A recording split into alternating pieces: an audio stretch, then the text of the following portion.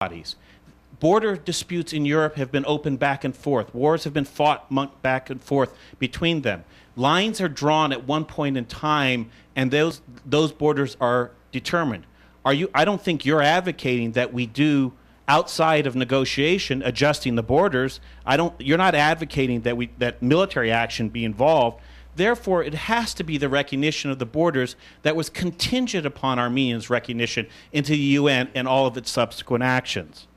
And finally, I'll go to your subcommission on number 5, which is the protocol, the subcommission protocol. Yes, you're right, it can't be imposed. But they're trying to change the mindset of the Turkish people so that they can recognize their own history, comes to terms with that, and therefore create normal relations between the two governments. You're not going to want a commission. This is an evolving process that comes by it. The Swiss are part of that process. There are steps that can be made in this commission. But I would not call this commission an effort to put the genocide into question whatsoever. It's actually much narrowerly drawn than the Kocharian letters in 2005. It confirms some of the gains that were made in terms of more narrowly defining that issue to the betterment of the genocide, towards recognition of the genocide and towards the Republic of the Armenian people. I consider these things only preconditions if you're willing to surrender at the outset. They are part of let's make them a process, not preconditions. They are preconditions only if you're surrendering at the outset. Let's not do our opponents' work for them. Use this process to normalize relations. I'm not willing to call it quits at the outset of the process. Use the process. If this is giving us heartburn in this country and in the Republic of Armenia, these protocols, imagine the heartburn and opposition that's happening in the Republic of Turkey. It's a heavily negotiated document. It's not going to be perfect, but we have to use it to get to our ultimate aims, those aims that are in our national interest. Շնորհակալություն, շատ կարճ ձևով ուղղակի. Okay. Պատասխանի մորի բաթելի իրավունք ունի, թե հետո պիտի սպասենք։ Այո, մեկ վայրկյան ուղղակի շատ կարճ, ուղղակի ուզում եմ թարգմանեմ, թե ինչի մասին է խոսքը գնում։ Նախ հարցը տրվեց ինքնավարման մասին, այսինքն Ղարաբաղի ինքնավարման մասին, նշվեցին Միացյալ Ազգեր կազմակերպության, ինչպես նաև Հելսինկի եւ Փարիզ chapter-ներ, այսինքն այդ դաշնագրերի մասին, եւ որ այնտեղ չի նշվում ինքնավարման մասին, Armenian Assembly-ն պատասխանեց, որ այդ նորմալիզացիան հենց ինքնավարման մասին, այսինքն հենց նպատակ այդ process-ի հենց ինքնավարման դեպի ինքնավարում գնալը, եւ երկրորդը խոսվեց նաեւ ենթակոմիտեներ ստեղծելու մասին, որոնք պետք է քննարկեն հայոց ցեղասպանության եղելության մասին եւ հայ հեղափոխական դաշնակցությունը հարցրեց, որ այդպիսի ենթակոմիտեն եթե ստեղծվի, նա որևէ հեղինակություն չի ունենալու, որպեսզի Թուրքիայի կառավարությունը ստիպի որևէ որոշում կայացնելու դեպքում, որ նա ընդունի այդ որոշումը, եւ պատասխանը տրվեց, որ այս ընդհանուր process-ը օգտագործվում է երկու երկրների հարաբերությունները նորմալիզացվելու համար եւ որ այն կփորձի փոխել թուրք բնակչության մտածելակերպ այս հարցերի վերաբերյալ եւ սա ուղղակի process է եւ ոչ թե նախապայման եւ խնդրեմ եթե պատասխան ունեիք շատ կարճ Շատ կարճ I'm not satisfied with the answer բավարարված չեմ պատասխանով որովհետեւ հոս նախապայմաններ կան այդ նախապայմանները ընդունելի չեն այս մեգա process չէ այսօր աշխարհի վրա գոյություն ունին 123 երկիրներ առնվազն there are 123 countries in the world today that have established diplomatic relations they have bilateral relations they have signed protocols but these 123 countries have territorial disputes and none of them contain this kind of paragraph here which says the mutual recognition of the existing borders between the two countries. They have all accepted the United Nations Charter. Diplomatic recognition doesn't mean, territorial integrity doesn't mean that you cannot have disputes.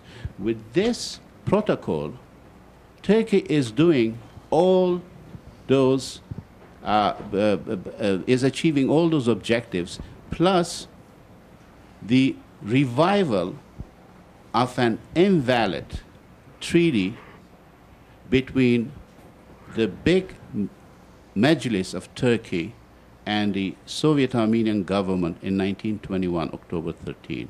So these are preconditions.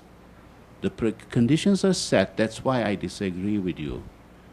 And the fact is that there are 123 countries. They have territorial disputes, but they do have diplomatic relations. They have neighborly relations. As for economic prosperity, that's something so speculative based on the conditions, the provisions of these protocols. We're not getting anything out of these protocols. Turkey is getting everything. We want relations with Turkey, but we don't want to subject our nation and our people to capitulation. This is not a war where we lost. This is peace. Let's do peace, taking account each party's interests. Շնորհակալություն, քանզի թեման, որ առաջ է քաշվել, բավականին հետաքրքրում է այստեղ գտնվող բոլոր մասնակիցներին, այդ իսկ պատճառով թույլ կտանք բոլոր նրանց, ովքեր որևէ կարծիք ունեն այս հարցի վերաբերյալ, շատ կարճ ձևով արտահայտվեն։ Ես ինձ տեղեկացրեցին, որ Հարութը Միացյալ Հայ երիտասարդներից ունի կարծիք հայտնելու, խնդրեմ։ Ես կուզենամ անգլերենով երևի փորձել այս հարցին ավելացնել. I think the question that was raised by the members of the ARF was the self-determination as far as the Karabakh, the population of the Karabakh. You asked not Karabakh. That was the point. But I think self-determination. The self-determination, as so far as it is concerned, sorry, to talk about, it's delinked. I mean, it is the relations between the two countries is delinked. It's not in the protocol. Opponents may try to link it, but it's not in the protocol. If it's not in the protocol, it's not there. And to pick up on your other answer is like you can point to 123 different countries, but there's over 200 in the world, and that these types of language was the standard for settling border disputes in Europe, which is where Armenia is, in Africa, where another big continent in terms of these others. It's standard treaty language when countries are when they move forward on certain elements on these. And that if you're going to change the border, you're going to have to, and you're not going to do it by diplomacy, then you do it at a point of a gun. And I don't think anybody wants to do that.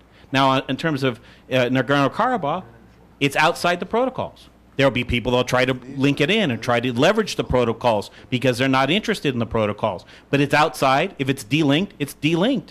And we have to make the process work to keep it delinked. If you're going to, and that's why I'm saying we shouldn't surrender.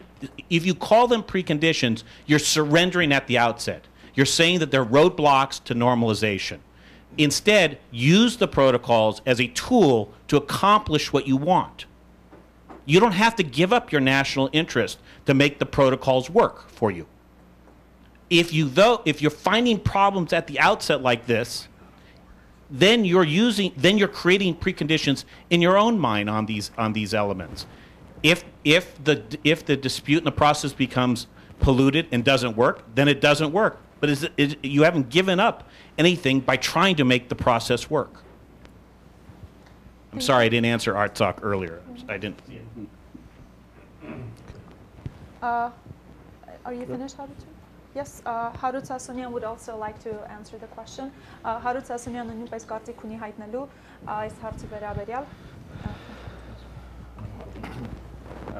Ուրեմն հարցը այսօր շատ բարձ է, բայց ունենք հավգիտի մեջ մաս փնտրել ինչպես կսեն հայերեն։ Ուրեմն այս ամբողջ դժվարությունը որ ունենք, հետևանքն է հետևյալ հիմնական հարցերում։ Նախ եւ առաջ ունենք մենք Հայաստանի ղեկավարություն, որոնք թիմարակիցության մեջ ամփորձ են։ Եվ այս հարցը այնքան բարդ միջազգային հարց մնե որ իրենք շատ հերույ են այսպես է հարցեր արձարծել է, ուր մնաց դեռ համացանել է, ստոակրել է։ Այսպես է արդյունք կստանանք, երբ որ մեկ կողմեն ունենք Հայաստանի ամփորձ իշխանություններ, մյուս կողմեն ունենք Թուրքիո խորամանկ աղվեսներ, որոնք 600 տարի Օսման գայցության փորձ ունին դիրաբեդելու, բանակցելու, ջնշելու եւ դարբեր թելևրա խաղալու ինչ որ մենք ճունենք ադիգա եւ իրենց ներկայի հաջորդները